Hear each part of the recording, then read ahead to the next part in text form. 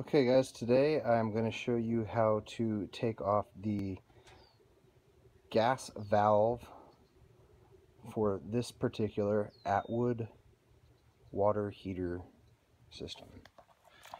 I'm not quite sure which kind it is, so hopefully your specs match that. I had purchased this new unit here gosh, probably 6 months ago, and I've just never got around to doing it. I noticed the smell of propane through here, which makes me think that the valve wasn't closing properly. That was everything that I've read online, indicating that it's a problem right in here. I soapy watered everywhere, couldn't find anything, so my guess is it's the piece inside there.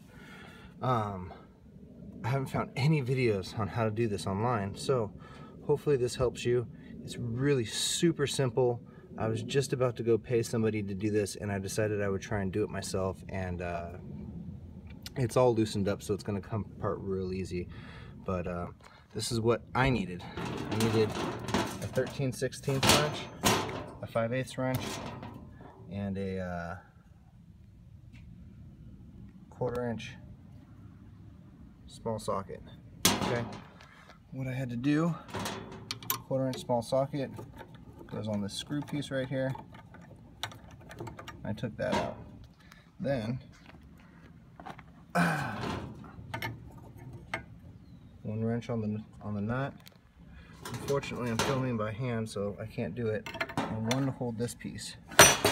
And basically, let's see if I put this in my pocket, how it's gonna look.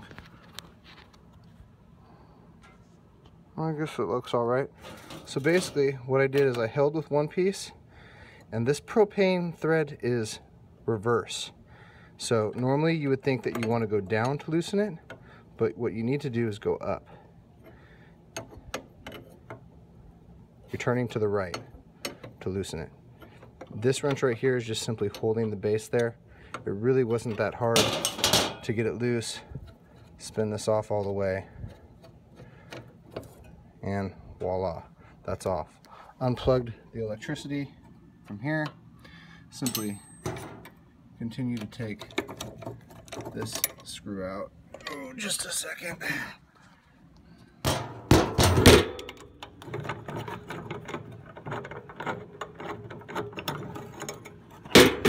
There we go. Took that screw out. She slides out. And voila. That's the piece. This is the end where I think it was leaking from. Also, a couple footnotes I forgot to mention. You're going to want to go ahead and shut off your propane tank at the main, and then go inside and turn on your oven, or I'm sorry, your burners. Light those up, burn off any extra propane in the line right there, and that should make it all ready to do this. So, real crappy video. Hopefully it helps somebody else, and I will let you know about the install in a minute.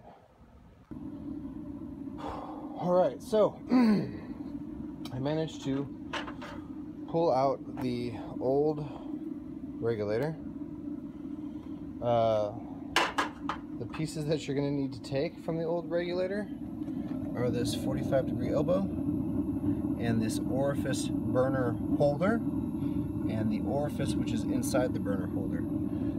I had to put a little PB blaster in the corners of those and let them sit for a while. Sprayed them again, let them set for a while, and then I used some vice grips on here, and then took that 45-degree elbow off and managed to get that guy off.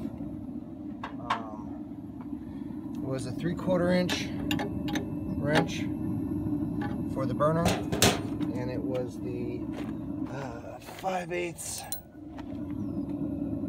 inch wrench for the 90-degree elbow. Then I put them back together. It's kind of tricky. You gotta get this corner piece in line over here. Plugged in my lead, turn the propane back on, and I've adjusted the airflow so that it's blowing pretty quiet. good in there. Seems like it's working all right. We're gonna shut it off here in a second and see if I still have that propane smell, and then maybe spray it with some soapy water just to make sure I don't have any leaks. But all in all, really easy. Can't believe I was just about to pay, gosh, I don't know, they probably would have charged me, it was $125 an hour. You know, probably about at least $125 to do this. The part was, I believe, $80 on Amazon. I figured out how I found it. I looked up this G6A-8E space WIN and just put gas valve on there, and it came up with the correct one I needed.